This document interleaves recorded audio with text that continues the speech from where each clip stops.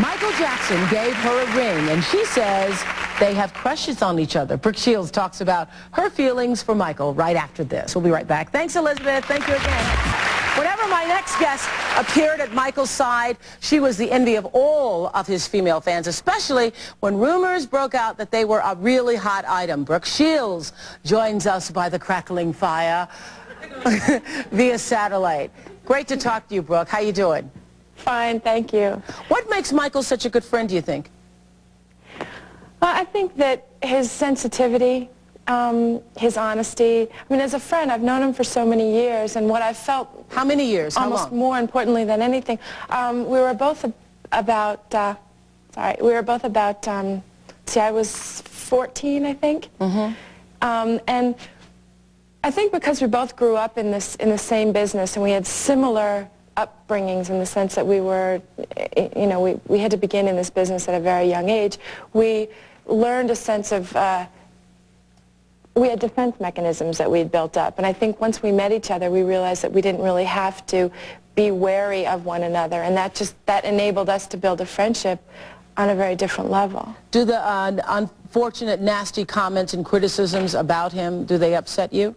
Make you angry? They upset me constantly. Mm-hmm. I'm constantly upset by what people say. I mean, first of all, granted, you take everything with a grain of salt, and there are many things said about me that are unkind that I don't find pleasurable. But so many people really don't know him, and they don't give him a chance, and they're so ready to criticize. And I think what happens is when you see genius, and when you see a talent that is just unstoppable and untouchable, the first reaction people have is to criticize it, mm-hmm. because it scares them, it threatens them, and in order to augment their own self-worth, they feel that they have to belittle him. And he's a sensitive human being who, all of the negativity really, it does affect him and it hurts him. Mm-hmm. So I want to know what the real deal is, Brooke, between the two of you. Could you just tell, like, what were you, now, I'm not asking about now, but were you kind of like, let's see, what's the word? Was there romance going on? Were you all kind of romantically involved? Was there like ever an exchange of, rings or anything, or? Well, actually, I think right now, let me say that I believe that we're closer now than we ever were. I think we love each other more now than we even knew we did when we were younger. Really? We used to, well, because we had fun when we were younger. I mean, it was, okay, and we were sort of a source of relief. This is a question. Did you have a crush on him, or did he have a crush on you? I think we both had a crush, and still do have a crush on each other. I mean, I think part of having a crush on someone is admiring them. Mm-hmm. Almost, I mean, we have a lot of fun together, and I mean, it's almost unfortunate because we know each other so well. But, I mean, he amazes me every time I sit down and talk to him about something really important. Does he feel more like a brother to you, though, than, say, a boyfriend, though? It's hard to say. I mean, I find it's a love on a different level. I mean, I feel closer to him than some of the boyfriends that I've had. I mean, I feel more relaxed around him, mm-hmm. or more comfortable with him than I do. So it's sort of, and I mean, I've never really had a brother. There is part of that.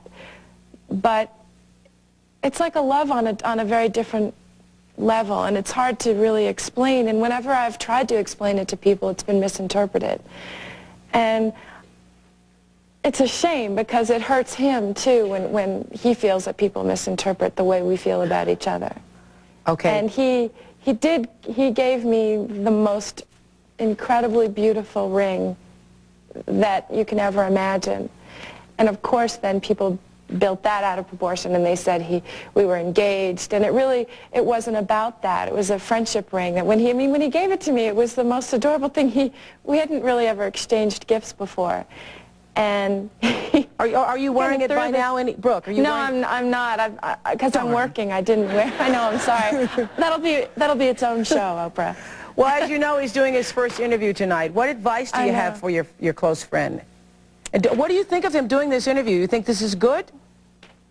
I think it's good because I think people need to hear him speak, mm-hmm. and I think they will only be even more warmed by his presence. They'll be more pleasantly surprised. I think a lot of what happens is people don't understand him because they have no real concept of who he is. They see him professionally and they have no idea what he is personally. Now granted, that's his prerogative. I think it's fine when people don't want to speak out in public if they don't feel like it. But I think it can only help him because the people that already love him will just love him more. Those who don't think they love him will just come away loving him. I mean, my advice to him, which I've even told him personally, is to just be himself because that's what people are going to love. I think you're right. Thank you, Brooke.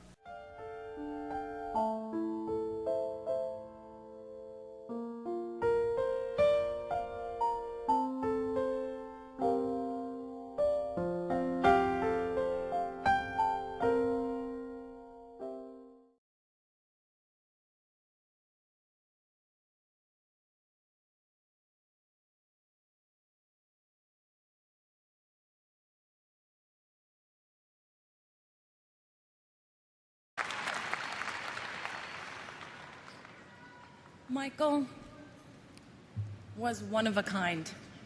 Michael loved to laugh. His heart would just burst out of him when he was laughing. MJ's laugh was the sweetest and purest laugh of anyone's I had ever known. His sense of humor was delightful, and he was very mischievous. Seeing him smile made you feel like everything was going to be all right. To the outside world, Michael was a genius with unchallenged ability. To the people who were lucky enough to know him personally, he was caring and funny, honest, pure, non-jaded, and he was a lover of life. He cared so deeply for his family and his friends and his fans.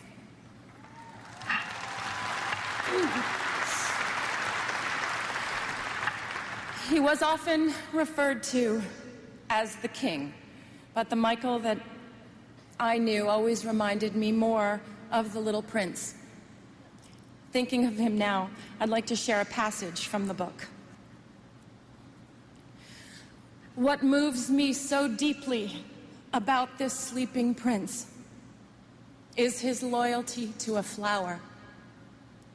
The image of a rose shining within him like the flame within a lamp, even when he's asleep. And I realized he was even more fragile than I had thought. Lamps must be protected. A gust of wind can blow them out.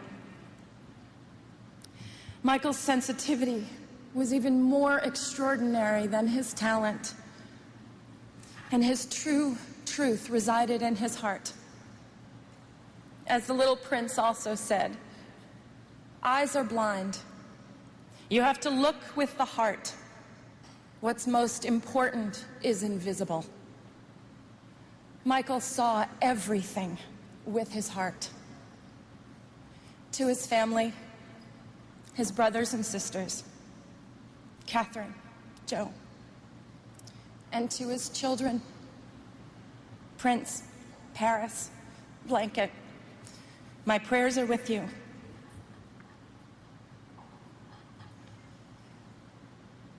Michael's favorite song was not one of the countless masterpieces that he gave us, but it was a song that Charlie Chaplin wrote for the movie Modern Times.